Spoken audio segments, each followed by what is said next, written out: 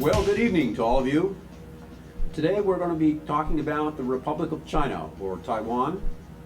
We'll be talking about its military now being under siege and its future now at a very dangerous crossroads. And as many of you know, the United States relationship with Taiwan has seesawed back and forth since 1949, when the Nationalist forces fled the mainland after a bloody civil war and set up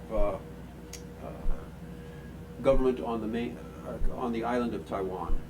And following this disastrous defeat and retreat, what happened was that the U.S. provided a security umbrella as well as economic incentives that helped propel Taiwan into one of the Asian tigers. In turn, what happened was that Taipei supported U.S. foreign policy and the U.S. military policies. But what's happened in recent years is that a number of factors have caused the relationship between the United States and Taiwan to drift off. And some analysts have even said that the actions by Taiwan and the U.S. have placed Taiwan in a trajectory towards absorption by the People's Republic of China.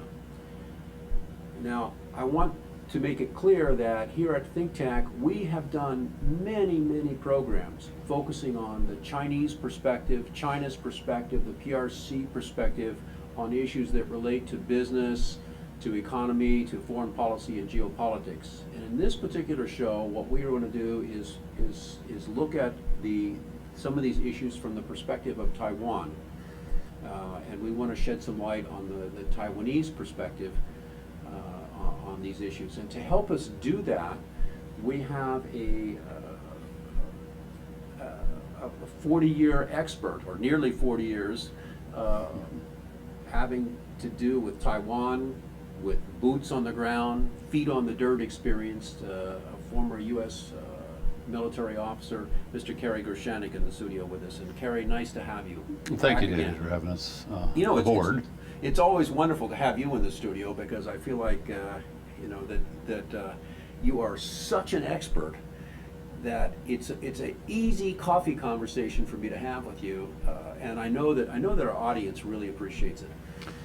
It's a topic we don't get to discuss much. Much of the discourse in the United States has to do with the People's Republic of China and issues pertaining to that, but largely ignored in this national discussion, international discussions, is the Republic of China. And there's obvious reasons for that. It's a population of a little less than 23 million or so, and the mainland is 1.3 billion. But we cannot ignore, if we're to stay true to our ideals as a nation and to maintain our credibility as a reliable friend and ally, we cannot ignore the Republic of China, or Taiwan, as we'll refer to it from here on in. And I think that's the underpinning for this show that is so critical. And let me mention to our audience again that this is not intended to be a China bashing show. This is intended to be the layout of a different perspective, right, of a different part of the Asia Pacific region, and an important part from both a business and a strategic standpoint. Yeah, it's good you brought up the China bashing, because that's sort of the knee-jerk way to shut down any valid criticism of Beijing, is that you'll be accused of China bashing. Well, yeah, but you have a very unique position, Kerry, in that someone who's put his life on the line for Chinese is not really susceptible to being called a China basher, and we'll get to that in a moment. But what I did want to kind of focus on for a second here is let me take you up to Punch Bowl Cemetery next week, Monday. What happens next week vis-a-vis Taiwan that's important? Well, we have officials coming in from the Republic of China, or Taiwan, who will be dedicating a memorial stone at the National Memorial Cemetery of the Pacific on Monday morning. And the stone is designed to pay respect to those Americans who fought across the board, and many of them died, to liberate liberate China from Japanese oppression during World War II.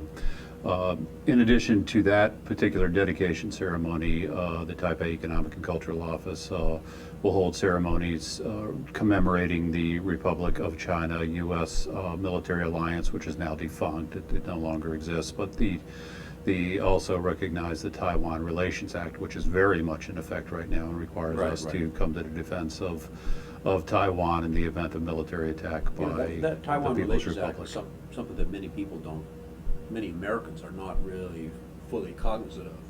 Right. That exists. It's the equivalent. It's congressionally initiated and supported by every president since it was passed in 1979. Basically, a de facto treaty with Taiwan that requires us again to defend Taiwan, and that was put into effect after President Carter recognized the People's Republic of China, but took away recognition from the Republic of China in 1979. You know, Kerry, you have had a very long and distinguished career as a senior military officer for the United States Marine Corps. And your investment in Taiwan, Republic of China, starts when? 1970s. These baby blue eyes, don't let them fool you. I'm older than 21. I was a young Marine officer, chest thumping Marine officer. It's sort of redundant, but in the mid 1970s, when I first went to Taiwan, I was part of the force that would have been designated to defend the Republic of China at that point in the event of a PRC attack. This is right after the fall of Saigon. It is at a very bad time, and the people of Taiwan are very, very affected by what has happened in Southeast Asia. They have seen Saigon fall. They've seen the mass executions. They've seen 1 million boat people try to escape Vietnam. They've seen the genocide that is going on under the Communist Khmer Rouge in Cambodia, 2.5 million people butchered. So when you get to Taiwan, yes, what's the reaction to you as a Marine officer? they're looking to us with hope. They're looking to us for assurance we will not cut and run as the military did and was forced to do. Congressional pressure. It was Congress failing to do its job. Pressure, right? Yes, we did not fulfill our commitments to the Republic of Vietnam, and they saw that. And so I have secretaries crying to me. I have doctors. I have government officials, all coming to me and expressing concerns about the future, concerns about the lives of their children. How do we get out? You won't abandon us, will you? And of course, I'm assuming that my government won't abandon them, and so I'm saying, of course, we're here. We're Americans. We're here to.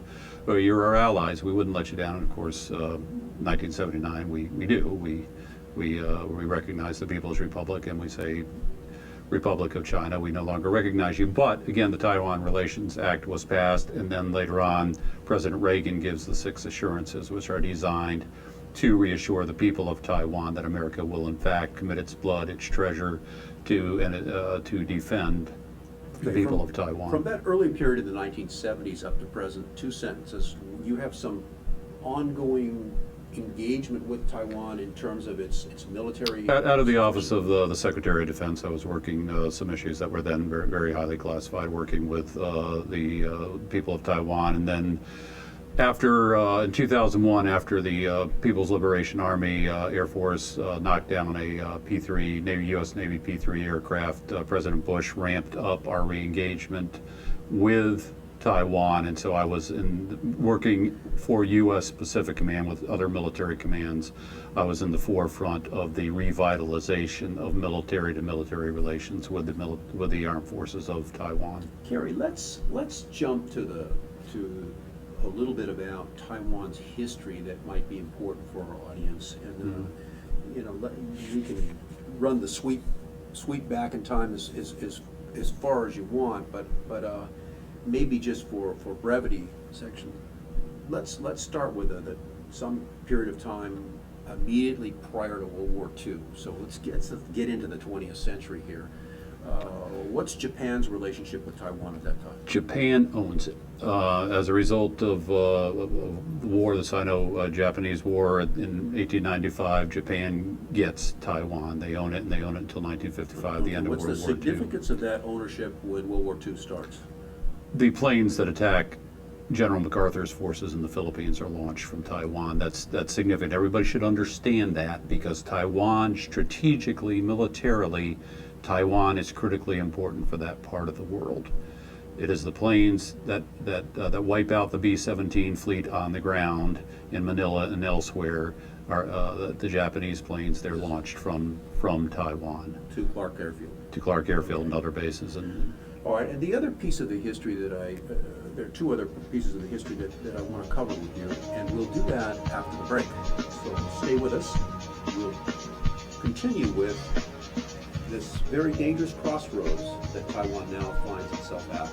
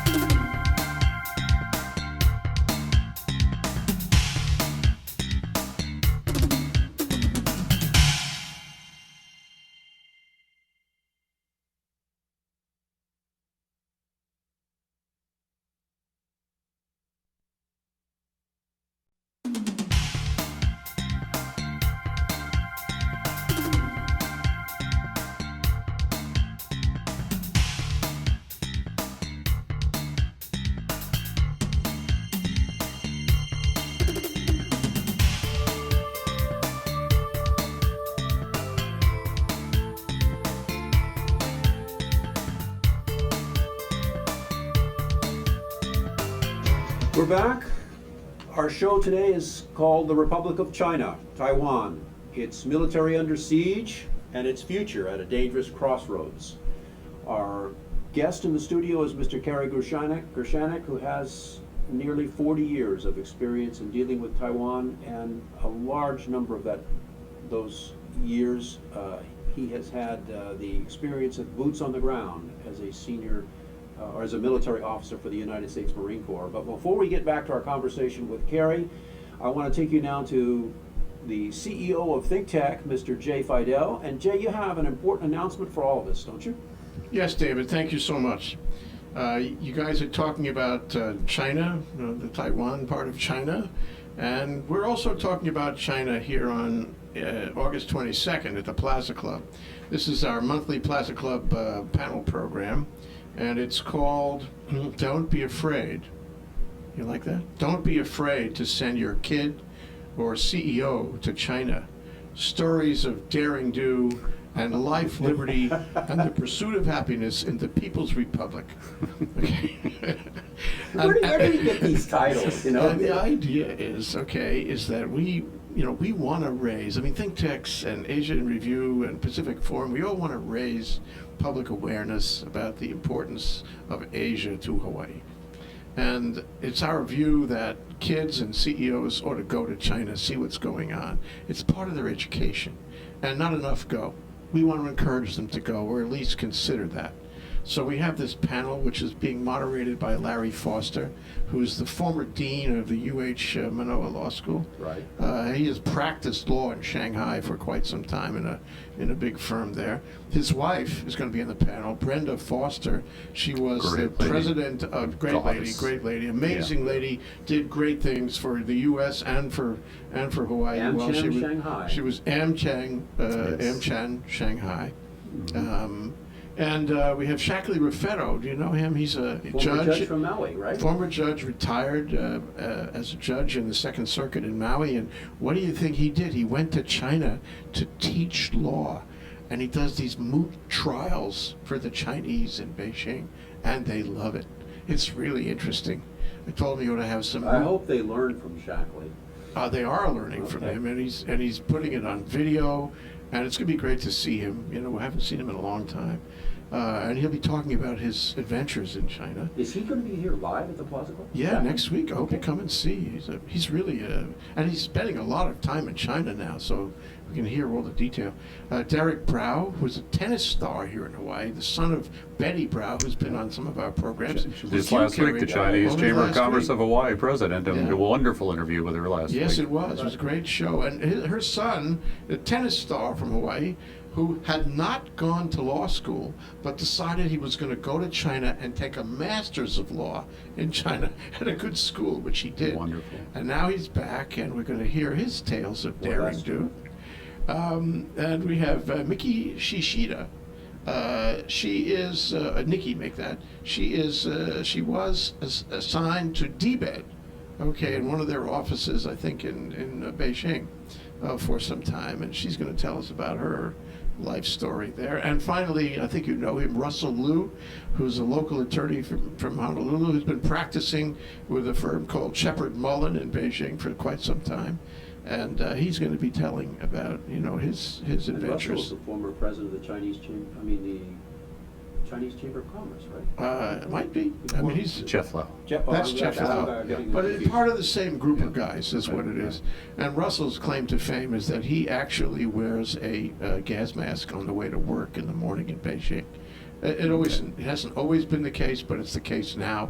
And in fact, there was an article in the paper a couple of days ago about gas masks and all the pollution in Beijing. So this is one of the issues. But we will cover what it's like for an American to live there. Is there life, liberty, and the pursuit of happiness? The people in China really want to be like Americans, and the question is, how does that play if you're living there as an American? I just can't see my daughter wearing a gas mask. I really don't. It's not gonna happen. That and the ballerina outfit, it doesn't match, but it's great what you're doing because they get so little in China through their own media.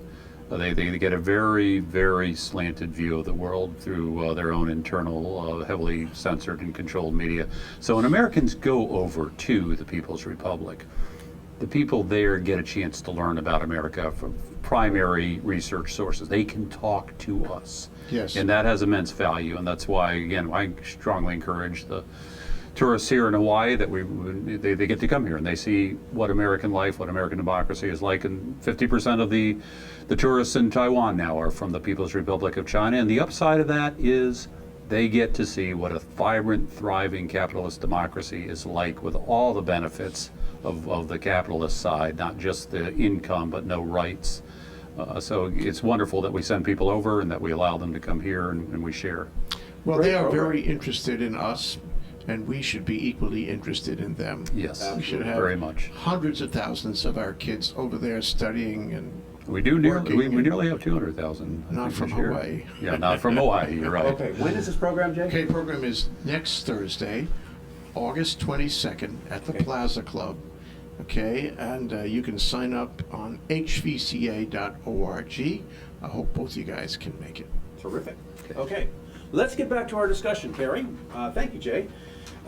We were talking about the history of Taiwan, and there's a lot that we could cover on that. And right before the break, you mentioned that important to understand that in the 20th century, or starting at the end of the Sino-Japanese War, from the 1890s, I guess, Japan took over Taiwan, and that was the strategic base for launching strikes on December 7 against December 8th December Asia 8th, time, but Asia time, yes. against the Philippines. Yes. So the next point in history relating to Taiwan that I'd like you to help me with is the historical root of the current nationalist government in Taipei and the Kuomintang Party is tied in how with the U.S.? The end of World War II, Japan surrenders. The nationalists are in control of mainland China, hence they take control. They regain control of Taiwan because Japan gives that up. Bloody civil war that's been going on for some time, but culminates during World War II. During World War II, prior to World War II, bloody civil war between the communists and the nationalists culminates in 1949 with the defeat of the nationalist forces, and they're literally scrambling to get on boats as they're shooting over the gunnels of the boats of the advancing communist forces and getting out just barely with their lives, sometimes with their families, a lot of times just with their lives. Make it across the 100-mile Taiwan Straits. And so they take over an island that has incredibly rich history of rebels against the emperor and pirates and the Hakka people, just a wonderful, beautiful, complex history. But now you have nationalist forces which are largely Chinese, which consist now of about 14% of the population on Taiwan. They take over. It's not entirely smooth. In fact, it's bloody in some cases as they consolidate control. But basically, the U.S. with the Korean War and with the fall of mainland China to the communists, the U.S. intercedes and protects the nationalist forces on Taiwan, invests a great deal to make sure that Taiwan is both safe and that it becomes an economic tiger. Okay, let me stop you there. So the current government, if we take the historical roots back, we Yes. get the leadership of Chiang Kai-shek. And that, General Chang, yes. during World War II, Chiang Kai-shek and the Kuomintang are allies of the U.S. In the fight against China in the Asia region. Yes, they are. Yes. And then if we fast forward into the Cold War era, Taiwan becomes a U.S. ally throughout that period of time. It does, as the Republic of China. Okay, so now let's take one other little piece about history, and that is how does Taiwan, what is its connection, Republic of China, what is its connection if we go Chiang Kai-shek back one generation, what's the connection with Hawaii? Well, Dr. Sun Yat-sen, who was the founder, he brought down the Manchu dynasty, the Qing dynasty in 1911. He hired, in essence, General Chiang Kai-shek to be his leading general. And of course, Dr. Sun Yat-sen, as everyone here in Hawaii should know, he got a lot of his democratic ideals by studying here, coming here, I believe, as a 13-year-old to help his older brother, going to Iolani and again Teaching at Punahou School. Teaching at Punahou School, and Very rich history with Dr. Sun Yat-sen here. So there is a very strong Hawaii tie-in with Dr. Sun Yat-sen and then de facto with General Chiang Kai-shek. Kerry, let's take a look now at the military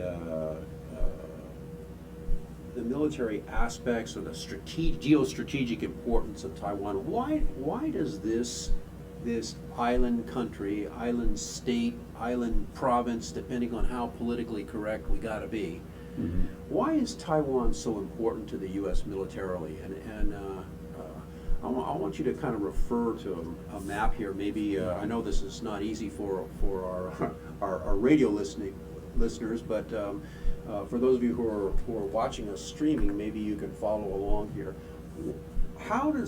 What is the strategic importance of Taiwan? Okay, David, let me answer that. Not what Kerry Gershaneck says about it. Let's talk about what the People's Liberation Army says about it. You have to read their journals. We get a lot of eyewash, a lot of propaganda, frankly, about harmonious relationships and the new great power relationship. But if you read the Chinese military journals, they are extremely hardline, very strident in what they plan to do to the U.S. military, what they plan to do regionally. And that's something most Americans do not do. Most academics who claim to be experts will not read in Chinese what is being said on the military side about the intentions. The intentions about Taiwan, it's not simply to regain this, quote, renegade province. That's not an end in itself. That's the typical media. That is, it's a core interest for Taiwan, although that's sort of fallen off the number one item that is the People's Republic representatives pound the table about. But it's still it's important not just to get this, quote, renegade province back into the fold. The military views it strictly as a stepping stone to breaking what's called the first island chain. If we can have the map back up here for our viewers, and I realize if you're listening to this, it's hard to do. Okay, stepping stone for the first island chain, and so explain, what is the first island? First island chain, basically, it's more complex than this, but basically just imagine the line running down from Japan, follow the line down south to Taiwan and then to the Philippines, and then swing it around and touch up in Malaysia, Singapore, that area. That's the first island chain as the People's Republic of People's Liberation Army defines it. If you get Taiwan back, if the People's Liberation Army gets it, then what they get is a superb aviation base, they get a superb submarine base, a good port in Kaohsiung for launching surface ship action groups. And you can basically hit all the flanks. You hit the flanks of Japan, you hit the flanks of the Philippines, all nations where they have, there's contentious So you just relations. run up and down the island chain. You do. And it's also a stepping stone for the second island chain, which again, if you can imagine going from the eastern part of Japan and then swinging down through the South Pacific, through the Marianas, that's the second island chain. And in that second island chain is Guam. Guam, indeed, and the Mariana Islands, Saipan, Tinian, Guam, places where we have strong military capabilities, and Guam, again, a territory of the United States of America, American citizens. Wow. We'll have more when we come back after the break. Stay with us.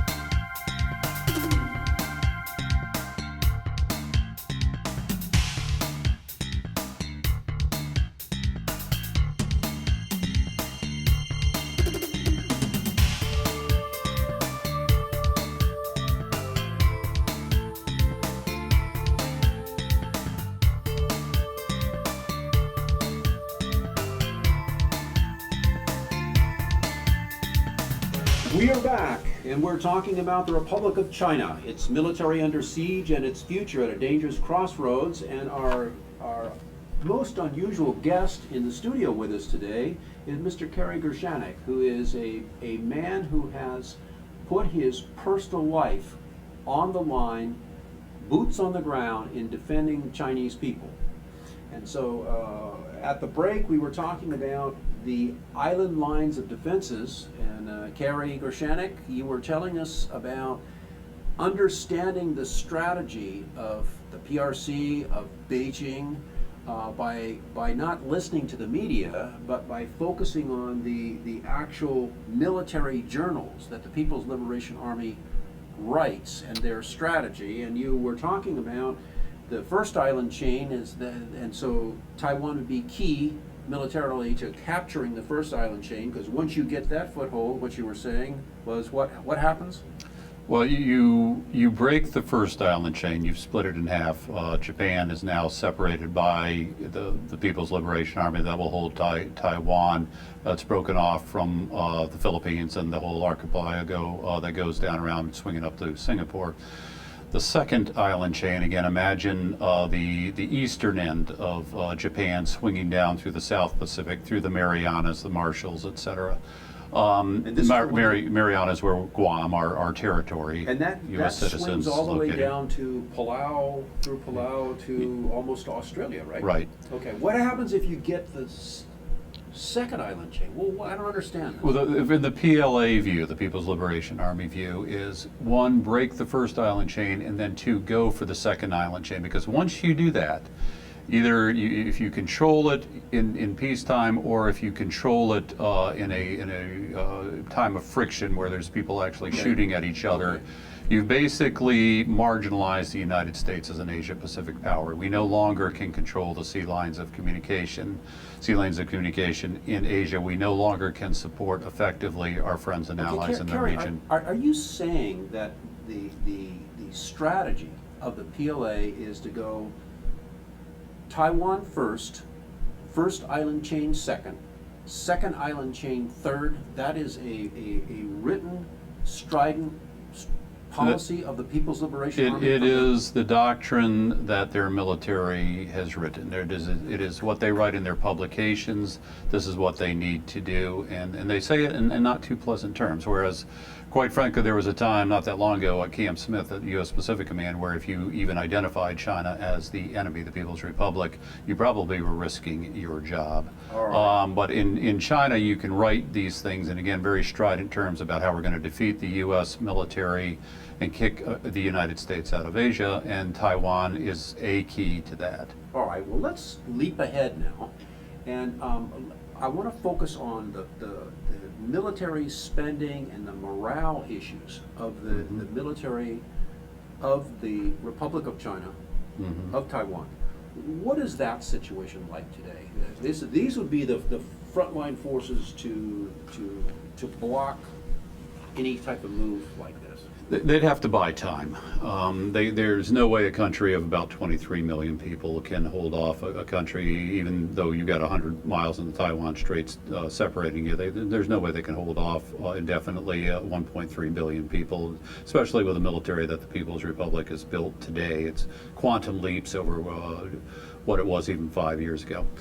So the problem with the Taiwan military, they're good people. I know many of the officers personally. They're proud, they're brave. They held the line when most of the world abandoned them from 1979 on. They held the line for their people, their families, the men, women, and children of Taiwan against the threat of the mainland. And it's pretty gutsy to do that because they're alone, and that alone, it takes its toll on morale. But they're facing consistent declining budgets. Last year, for example, the budget was $10.6 billion for the defense. This year it's 10.5. It's consistent. It's a downward slope. They have come up with new strategies, different concepts to defend their country. They're putting more emphasis on asymmetric warfare, surface missiles, stealth vessels, but they're downsizing their military force from about 270,000 to about 215,000 coming up. There's those issues, the downsizing, the reorganizations. there's a recent incidents that have led to public demonstrations against the military. In Taiwan, the military is not the most favored profession. Before you get into the incident, why is the military not given recognition or prestige in Taiwan? Why is that? There's been enough time that has gone by from when the people understood it was the army that defended them and allowed them to survive the communist takeover on the mainland, that now it's back to sort of the traditional Chinese view that you don't use the best iron to use a horseshoe, to make a horseshoe.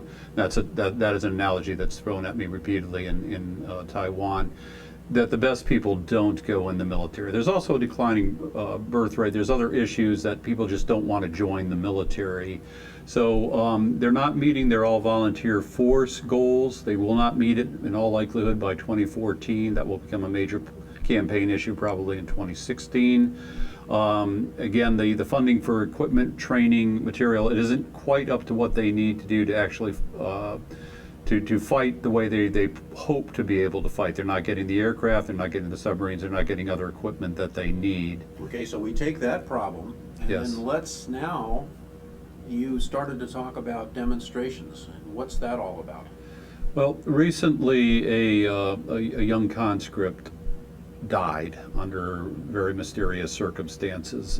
Without going into all the details of it, there was a lot of outrage in Taiwan by the mothers and fathers. I'm the father of military-age young men, and I would be very upset if my son died after going into service for my country, again under those circumstances.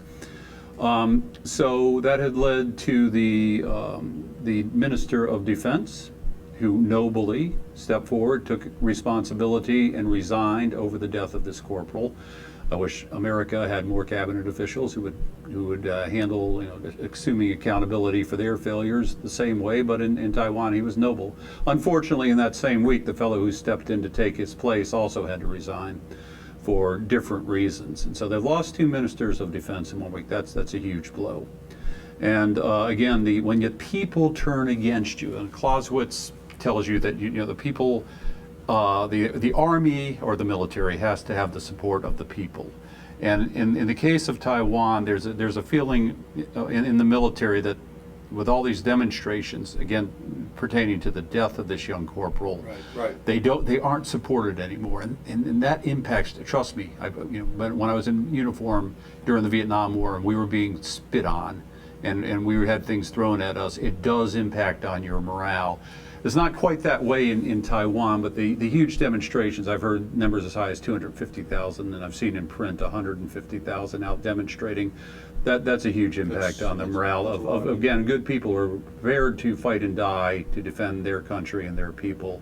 We're going to get into talking about, after the break, the actions that have not been that helpful that the U.S. has taken. But before the break, let me ask you the question about the current President Ma. He has done a lot to take some of the animosity or steam out of the conflict between mainland China and Taiwan. And what's that all about? I think both President Ma and to an extent the People's Republic deserve credit for defusing what was almost always the number one issue that the People's Republic representatives would bring up. Taiwan was always first. It's their core interest. They'll fight for it. They're willing to have a sea of graves to take it. President Ma has come up with a strategy, an approach of dealing diplomatically, militarily, with friends in the region, with the U.S. But also what he's done is he's tried to institutionalize what he calls the cross-strait reconciliation. And so there's been there's trade agreement with China. Right now, Taiwan is the beneficiary of that because it has a trade surplus, increase of tourists. There could be a downside to that, but there's an upside that I talked about earlier, that they get to see, just like the East Germans who would watch our TV programs, who could get our TV, Western TV programs. They saw that there's another side of life before the Berlin Wall fell. people from the mainland can come into Taiwan in large numbers and see what a thriving, vibrant democracy And can on that, do. and on that point, I'm going to ask you to hold for a second. Yeah. We're going to go to a break, Yes. and we'll rejoin this interesting conversation, Kerry, about Taiwan being at a dangerous crossroads Yes. when we come back.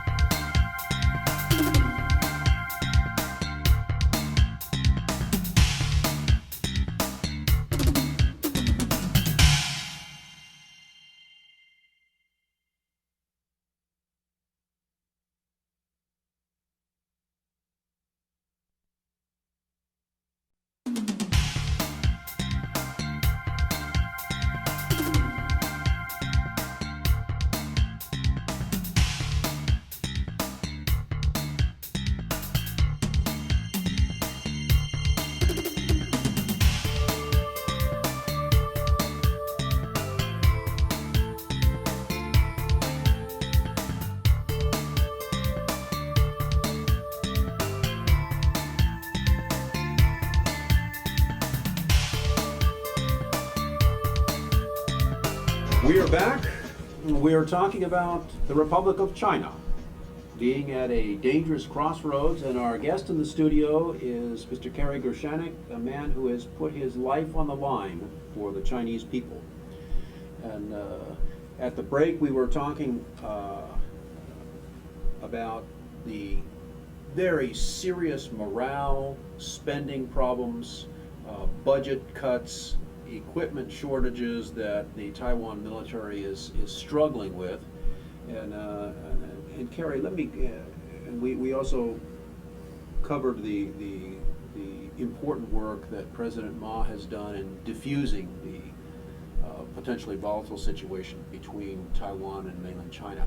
Yes. And let me ask you now, if you look in kind of in recent times, what are the things that we, the United States, and I use we in the White House, Washington sense, what is it that the United States has done that's kind of helped push Taiwan away or allow the country kind of set it adrift, if you will, in terms of the relationship with the United States? Well, we do have organizations like the U.S. Pacific Command and the American Institute for Taiwan who are actually doing great things on a day-to-day basis to try to nurture the relationship and work security issues. But we at the highest levels in the U.S. on a bipartisan basis, we've done some frankly destructive things to discourage and to make the people of Taiwan think twice about trusting us, and so we sort of encourage that drift into the orbit in certain ways. And it goes back to Colin Powell, who violated basically the 6 assurances that were laid out by President Reagan back in the early 80s to support the Taiwan Relations Act by saying under no circumstances do we recognize the freedom of Taiwan to do certain things, and that was what he said was a violation. Yeah, or that they're not independent, doesn't enjoy sovereignty or any sovereignty. So that was a gaffe. And then the former Secretary of Defense, fellow named Gates, did something that was absolutely stunning and a very clear violation of the 6 assurances. He basically allowed the People's Republic of China to have a say in the weapons sales that go to Taiwan. And how absurd is that? That's really to say that this nation, or the Taiwan's one enemy, the one force that's just waiting over the straits with hundreds of missiles and an increasingly capable amphibious assault force and airborne force, that they would get a say in limiting the defensive weapons that the United States sells to Taiwan, again in clear violation of those principles. So there's been some major gaffes that cause I think undermines the faith and credibility of not just the Taiwan people, but again the people in the region. Japan, our friends and allies in the region, see how we're treating Taiwan and whether we can be relied on to maintain those 6 assurances in the Taiwan Relations Act. Most recently, it's arguable that the President Obama's pivot to Asia excludes Taiwan. There's no articulation of it in anything that's said. There's no mention, basically. That's the Dean Acheson mistake. That's what caused helped lead to the Korean War. Dean Acheson, then Secretary of State for President Truman, makes a speech in which he just excludes the Republic of Korea, South Korea, from the U.S. defense perimeter. That leads directly to the North Korean leadership going to Mao Zedong in China, going to Stalin in Russia, getting permission to attack, and hence we have the war in Korea, which still is not over, incidentally. So that's that kind of oversight, that inability to articulate Taiwan's role and our role in defending Taiwan clearly as part of the pivot that could be inviting adventurism by the People's Republic. I got you. Okay, Kerry, we're running short on time. What's the outlook for the future here with the whole situation with Taiwan being at a dangerous crossroads now? It's incredibly complex, and we never touched on the politics within Taiwan and a number of other issues. But in a nutshell, President Ma has to keep his promise. And President Ma personally said that he wanted the defense budget to go up from what is 2.1% according to Congress, but 2.2% according to the CIA of the gross domestic product, to 3% of the Taiwan's budget. You've got to raise funding for defense to have a credible deterrent in Taiwan. The U.S. has got to allow the sales of what Taiwan needs to defend itself, not capability to invade Beijing, not the capability to retake the mainland. That's not the point, and Taiwan doesn't ask for that. They ask for defensive submarines to protect the straits and the sea lanes of communications. They ask for aircraft, and not aircraft that can be easily overwhelmed by the current inventory of PLA Air Force aircraft, but aircraft that will be credible deterrents in the future. We need to allow high-level visits between by active duty general officers, active duty SES, that's our general officer civilian equivalents. We need to, we cannot limit where they take place so much, and we can't limit the ranks of people who can talk. Because right now, we generally limit that interface between colonel level, Navy captain level, to Navy captain when we send people into Taiwan. It's got to go higher than that if we're to have any meaningful interaction and build those working relationships. And then, bottom line, to keep to our core principles, America cannot allow a vibrant, thriving democracy that we helped nurture and build. We cannot allow that to fall into the sphere of what is basically at least an authoritarian regime with massive human rights violation issues and all kinds of other issues that are fixed to the People's Republic of China. We can't allow them to fall into that orbit under that control. It would be disrespectful to not only the people of Taiwan, it would scare the hell out of our allies in the regions, friends and allies in the regions, and we're abandoning our principles as a democratic nation if we allow that to happen. Kerry, what if I were to say to you, well, that isn't the plan. What we, I'm speaking for somebody from the senior in Beijing. What if I were to say to you, well, we're not really planning on absorbing Taiwan. The general concept would be to set them up kind of like a special administrative zone, much like Hong Kong or much Macau. like Hong Kong. Yes. Now, is that basically just eyewash? If I were to make that statement, or how would that be perceived? An honest study of what's happened in Hong Kong will tell you the answer to that, and that's that slowly over time the dissidents are suppressed. Slowly over time, it's basically the government officials there are going to follow the party line of Beijing. Over time, you've got, again, a very small PLA presence in Hong Kong, but over time, it would become pervasive. And so the people of Taiwan who have grown up now generation after generation. This is a country that self-corrected and went democratic on its own without bloodshed. Okay. There was some violence, but without a civil war to become a democratic nation, it self-corrected. Chinese people found democracy and they're thriving in it. I think what you would see is a lot of people doing what they did from Hong Kong, moving to British Columbia and moving to California, getting out. We are just about out of time here. And I just, Kerry, on behalf of ThinkTech, I want to thank you for what has been a really, really fascinating conversation. This is the type of discussion that maybe it's not politically correct, but it is the truth. And I want to thank you for that. Appreciate it very Thank much. you. And again, we don't get a chance to discuss Taiwan and the people of Taiwan and their aspirations and their democracy. So thank you for the opportunity to discuss that. Thank you. Ladies and gentlemen, have a safe drive home. We'll see you next week.